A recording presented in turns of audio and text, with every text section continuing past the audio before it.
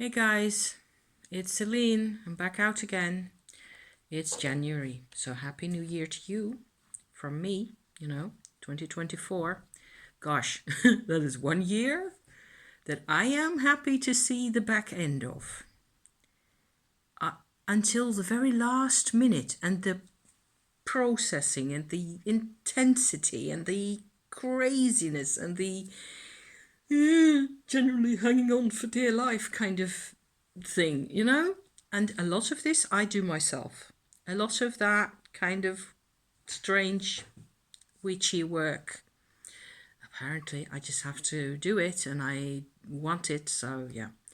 I've got new decks. So, I am here also to show you my kind of a small witchy hole kind of a spiel here. Fun things, and nothing too spectacular. I mean, these aren't really expensive decks. They're all mass market. They're very affordable. However, in this particular part of the world where I am, in the south of the Netherlands, we do not have many witchy shops anymore. And if you do get a witchy shop in any of the surrounding towns or villages, they tend to have only the most easy, everybody's friend kind of a deck, or things that I don't really need in my life that much, with the occasional exception. Sometimes you're just lucky and you run into something. However, for this lot here that I got here, we went to Amsterdam, which is where part of my family originally comes from. So I always like going back to Amsterdam. It's a bit of a hassle, what with spending money on train tickets, which is like yowzer for 90 plus euros for two return tickets and that's only the train. I still have to pay for the bus, and then I have to also get to the bus stop. So because I live in the sticks, so you could live more in the sticks than I do, however, still, and then you need another bus to get to the bus, to get to the, you see where I'm going with this. So, yeah, happy to be back out, yes, and vlogging or whatever it is that I'm doing here. It's always good, and Amsterdam was a lot of fun. We just did the 1 day and we limited ourselves on purpose to a couple of things that we really wanted to do, or that I wanted to do, and husband enjoys them also. He's with me for the ride, and he's got a bit of a Christmas holiday and time off from work and all that kind of thing. And we get to talk about things on the train as well, and just generally relax and try to have, try to talk about something else than work, which is not always easy because life, and it just eats one up. You just don't have any. So hence also my acquisitions here. I had determined beforehand half of this that I wanted. There was one other deck that I had sort of been thinking of as well. So about a couple of months ago or so, I got this one, which is a Los Scarabeo mini Rider-Waite deck. Basically, I've been using the heck out of this thing because I find, of course, well, tarot means necessarily becoming at one point or other familiar with this type of illustration. These are really accessible cards, and they are also quite friendly. It's a nice drawing style. I've never really sort of turned to this type of tarot deck myself in the years before, because I felt that there were a lot of images for the minor arcana, basically, that are they steer you very strongly in a particular direction, okay? And I didn't really enjoy that. At the first couple of years of learning tarot for me, in more detail, that is, I have got Rachel Pollack's what is it, 78 Degrees, is it? You know, these books in my bookcase back here, gone through them, and I don't think I've read them ever cover to cover necessarily, but I have enjoyed them. And it's not that I don't enjoy this this type of tarot. It was the right time for me to finally, among all the other types of decks that I've been using, to finally get a Rider-Waite, okay, and to work with it. And it turns out that I do find this deck by now to be really friendly, really accessible, and really easy also, as I have been, you know, the way I've been working with Marseille decks has been fairly similar to this, where I just have a question that is bugging me at a particular time. Those are the times where I really turn to my tarot decks for an answer or an approach or something quick and easy, a sort of a handle on things. You know, there are some issues in my life where I just need a quick response of some type, and then I can work from there. I can just see what that does for me, what that does in my brain, basically. So I use tarot a lot in that way, where it isn't about the artwork, it isn't about the atmosphere or the vibe or any of it, because I am too busy trying to stay afloat in my problem at the moment, okay? So that tends to be, sometimes that tends to be the case. I have a back history. I have a backstory with, you know, trauma and troubles. So a lot of that, once I have got my sort of the first line of, what do you call that? In a hospital, you know, the immediate area where people come with immediate injuries, you know what I mean? I can't think of the term in English right now. Then once you've got that kind of an answer, that kind of a layout of your situation, as these cards can give it to you, or Marseille can give it to you, or whatever, without any pictures, without any more, then I tend to relax a bit and tend to sort of breathe, and then I can always turn to, you know, other kinds of decks.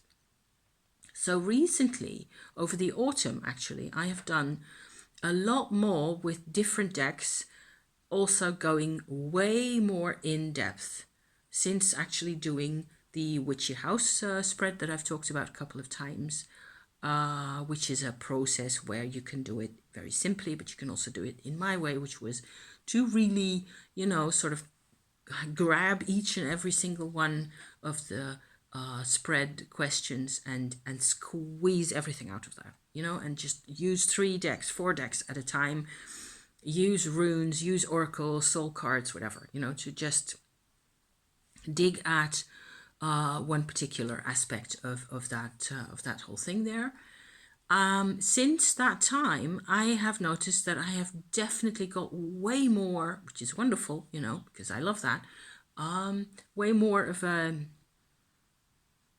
I can see the difference between the decks much more. I can see they sort of communicate back towards me, and I appreciate what each deck does individually. So I'm looking over there because there's different batches of decks in my living room in different places, and it's really interesting to see how you can have so many different decks and have a relationship kind of with each and every one of them, and each of them has something different to say. It even changes over time as you learn or as you figure it out. Yes, and this has always been really interesting, but that's a different approach, right? It's not so much about getting answers to questions at that particular level. It's more about enjoying also different sides of your life, I suppose. So I think I own by now about 30 or so tarot decks and or an occasional oracle. Most of them are tarot decks in total. 20 of those are really regular mass market or otherwise normal, you know, like we have a Sassurabito tarot back here. We have a Tarot Misha, which I have shown a number of times. We have a Herb Crafters Tarot here. This is my Tarot de Besançon that I've been using the heck out of in the past couple of years. Also really comfortable to use. It doesn't have the illustration, so it's a very much just, you know, pips, just cups and swords in your illustrations like that. I'm sorry. So you get this kind of thing, right? And I have used this myself in combination with the Golden Dawn astrological, which doesn't really make historically a lot of sense, it turns out. But it worked for me, because it worked for me to have to know that the Ten of Cups has to do with, you know, with a Mars in Pisces or something like that. Mars in Scorpio.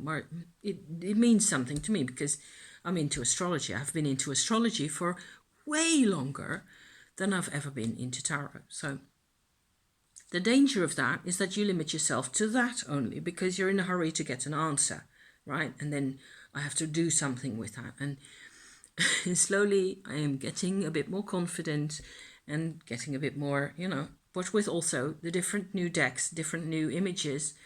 One of which, okay, so the first one that is actually in my new haul here is this one, the Gran Tarot Esotérico, which is a Spanish deck, and it's also kind of a different system somehow. It certainly isn't, I think, Golden Dawn or Rider Waite. The cards look like so. This is your High Priest, obviously. We have a Sun card, it looks like, except it says the cycle, so the cycle of the year. So it makes it a year kind of a card. There's the Moon, quite recognizable still. This is, I think, the World card, which sits on the... No, this is the Sun card.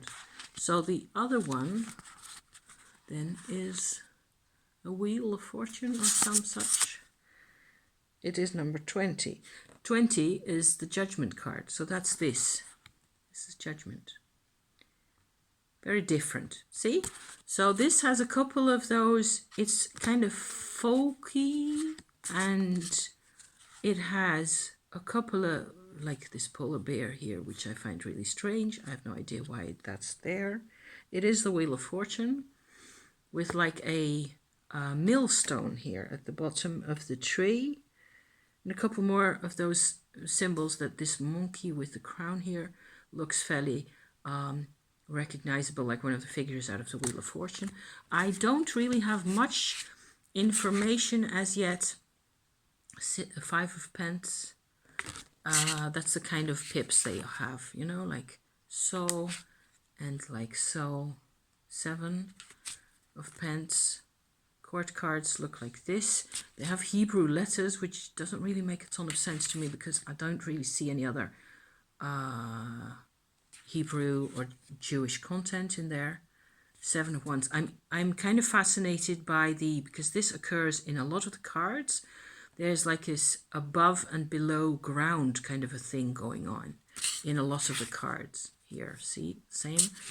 And there's an Ace of Cups and 5 of Cups. It does have quite a bit of, here's another one. It is esoteric and I love this. So this is going to be kind of my, maybe a witchcrafty kind of a vibe. I was thinking of using this in like ancestor kinds of readings or whatever, but I have to dig into that because I don't really know enough at all about how to do an ancestor reading. See, here is another above and below, or so above, so below, if you like to see it that way. There's a 3 of Swords with a fish. Is that a fish? Yeah, a fish. So it's underwater all of a sudden and not under the earth. But it does have these curly bits in the water. This also has water. I don't know. And there's a booklet that goes with this deck, which looks like that. So, of course, it has 6 languages and is otherwise folded like so in half. So there's the actual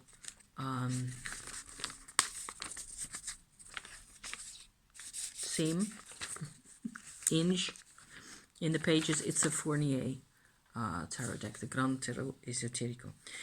I don't really know where this comes from or what I know it's old. I mean, this has been around a while, but it's not like before the Second World War or anything like that.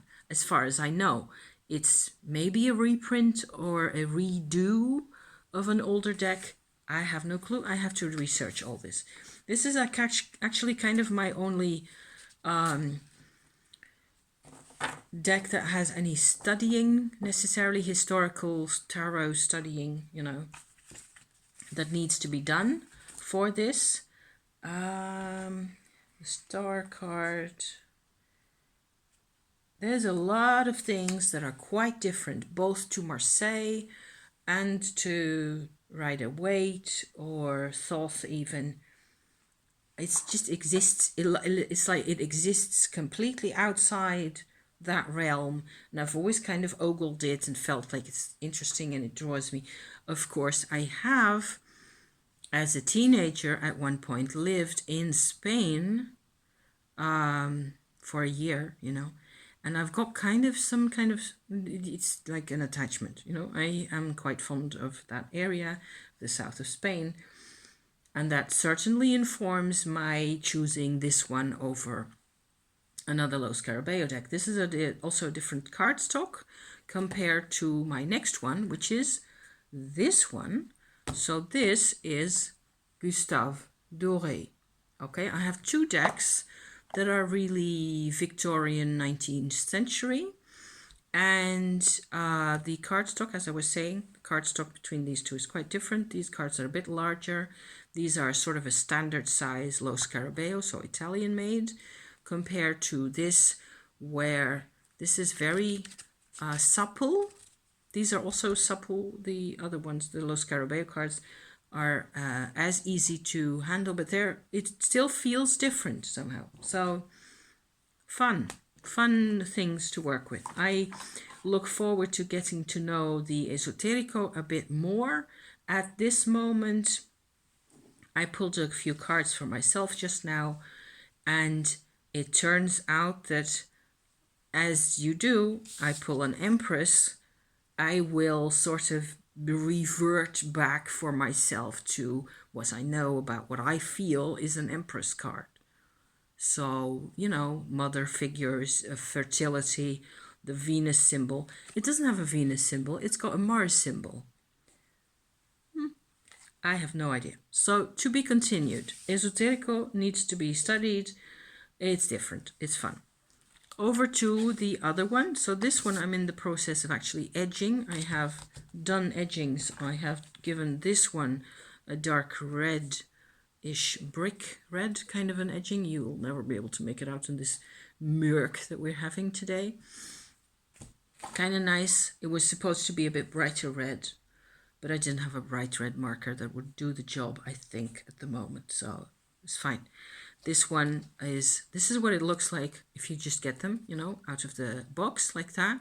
And to compare the next one after that, this is what it looks like once it's properly edged.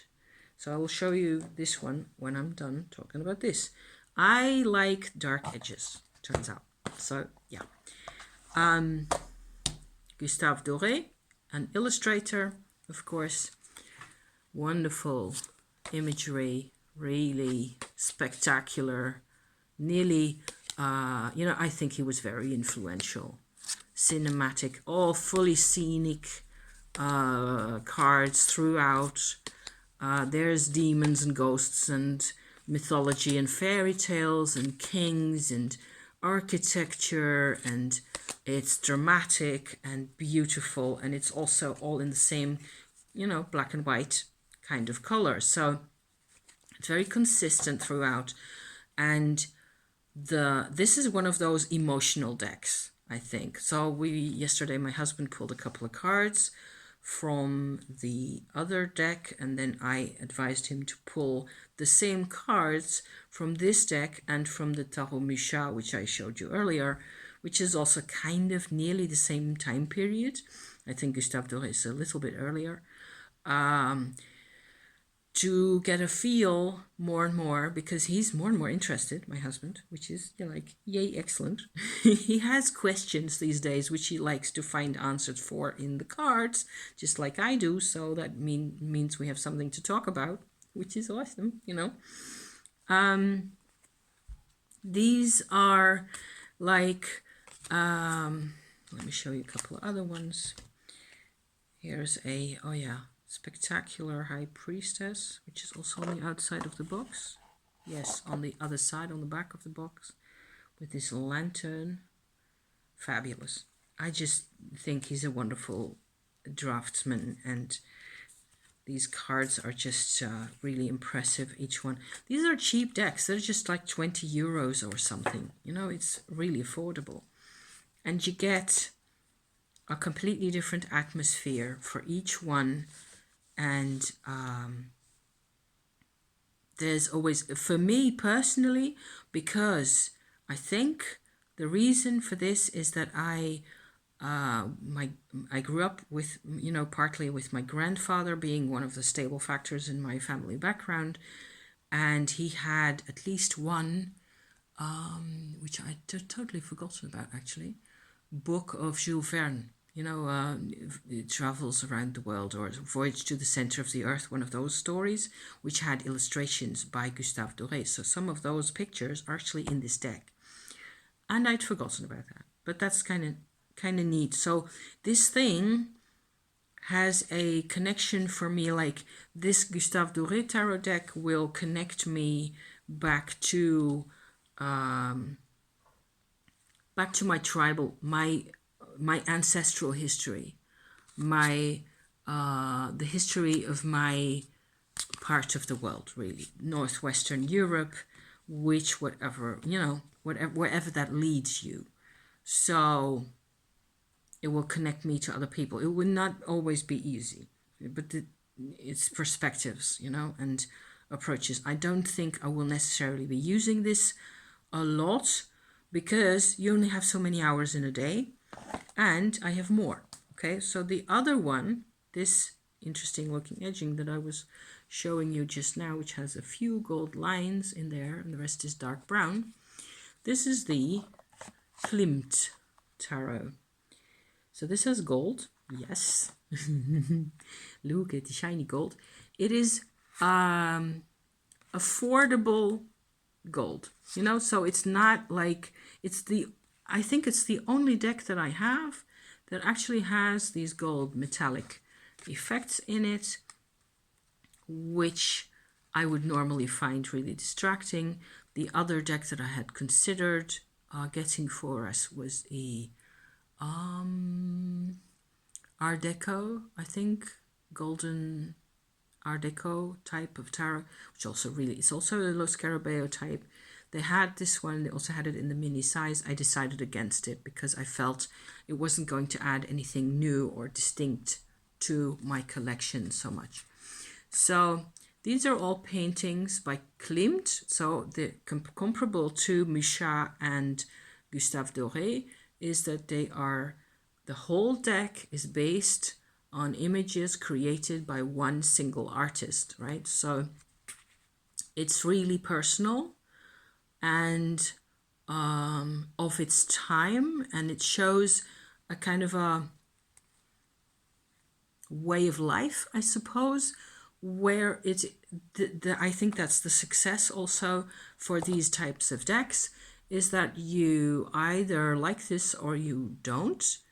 And it turns out that this is the right time for me and my husband also, because he also really likes this one, to get along with this type of imagery now. So what was that? Not a King of Wands or a Knight of Wands, you know, which used to be a personal card of mine. In this type of a version with color, some, you know, quite a bit of color actually, not too much, and a lot of emotion and vulnerability in it. This is perfect for me, for both of us right now. And I just find this really appealing. I had this one a couple of times already, Ten of Swords, because it's that kind of time, you know. They're all paintings and drawings that are originally, see there's the gold bits in there, not tarot figures originally. So they were pulled into the tarot sphere, so to speak.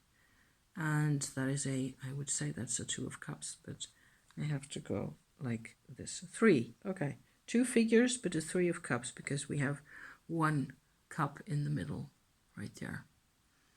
So, vulnerability. This one, but not the Gustave Doré, and also not the Esoterico necessarily. As it looks now to me, it looks like the Gustave Doré is the deck that I have done least with at this particular point. It may well turn out, because of the connection to my granddad and the book, and because I've read that book not 100 times, but a number of times when I was in that house of his or when I was visiting my granddad, that there is going to be some kind of an inner child work kind of a connection to the Gustave Doré. I always have to figure out those kinds of layers for myself, as we do, right? I think at least I'm not the only one doing that. So this is definitely a grown-up kind of a deck, adult, mature person, really pleased, really glad also in what my relationship with my husband is doing at the moment, where there's been all sorts of adventures over the past year, and we've been getting closer, and we've been learning things about ourselves and about each other and whatever else. And it's been a lot of work, but it's had its rewards, and it has it is nice to see art that matches that, you know, that sort of contributes or supports your work. I have one more deck, the fourth one. It's this one. It is the mini Egyptian tarot. So I wanted originally to have the Klimt in this edition. Okay, so I'd have the Rider-Waite mini, the Egyptian mini, and the Klimt mini, but turned out they didn't have that in the shop at the time that I was there in Amsterdam. So I decided to bring the big one anyway, and I do not regret it, because bigger cards, you can see the details of the cards a lot better, so that's completely fine. However, I did get the Egyptian. I also went and got on the internet afterwards a Dutch version, cheap, you know, of the book that goes with these cards. So that's what that looks like. I'll just show a few of these, because they're kind of stylized and all the same, and it's too dark here to make out much of what's going on, but you get the idea, right? I have used this a few times so far, and for some reason, well, I don't really know as yet, but it looks a lot like this is going to be a past lives or soul perspective. So how, because a lot of the focus of the interpretations in the little minuscule little black white book that goes in the black box, right, is about the soul and the kind of learning process that you are in as it applies for your soul. So that's the talk in the book, you know, in the booklet. And I still have to start on the other book. Let me grab that real quick, because it's right over here. It's just the Dutch version, really cheapo. affordable to be getting online. It looks like a lot of the minor card interpretations in here are more or less the same, a little bit more elaborate than in this one. The majors, however, do get a page each, more or less. And it looks like you can actually get some more of the actual Egyptian magical, historical, religious background from this book. So I'm looking forward to getting into that as well.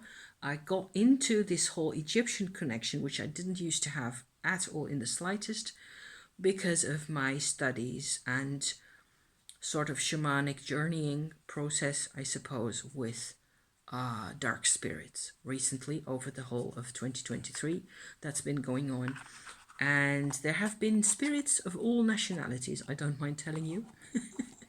It has been really interesting. Also recently it has been really exhausting, and I thought I was done, more or less, with my last spirit that led to this. It turns out I wasn't done. There were a couple more, and a lot of it has to do with sort of what ends up being psychotherapy, even getting into contact with layers of yourself that you know are there but that are really frightening. And it's a context, you know, and Tumo helps immensely. It turns out that I can do these things now, and it works for me to have issues that, you know, that they show themselves as figures in my imagination, if you like, in my visualization process. I get to see what's going on, and sort of deal with things in that way with the energy that is provided to me by the Tumo process, which is a whole different story. I also need to be doing Tumo updates. Only has been a lot of Tumo, different paths of Tumo work going on at the same time, and it's been really hard to decide which of them I need to talk about. Also, there was just generally too much going on at the same time, all the time. So, you know, and so no videos up until now, and hopefully in the near future. I'm really hoping that 24 is going to be a year where I can do a bit more regular stuff and a bit less intense stuff and a bit more, you know, but that's also just my own choice. I just have to tell myself to quit it at one point or another. Just quit. Go watch a movie. Go to the supermarket. Done. Schluss. Stoppa. You know? Arrête. Which is several different languages to say stop. God, okay. So the other witchy hall thing that I got in Amsterdam is this Dragon's Blood. It's one of my favorite shops that sells this stuff. And it turns out that Dragon's Blood, the shiny, dark, very dark red, nearly black, looks a lot like garnet. This is a stone, a garnet stone, you know.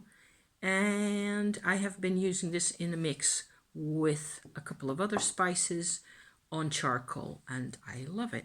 So very settling and grounding. And Dragon's Blood, I have no idea what it really is for. I did a little paper folded up like so I can scoop in here, and then I get a little, you know, helping like that. Most of what I will do most of the times is just put 1 or 2 grains on top of my charcoal, and with you know, some cypress mix bits and pieces that I got from the south of France, which is wonderful. So great.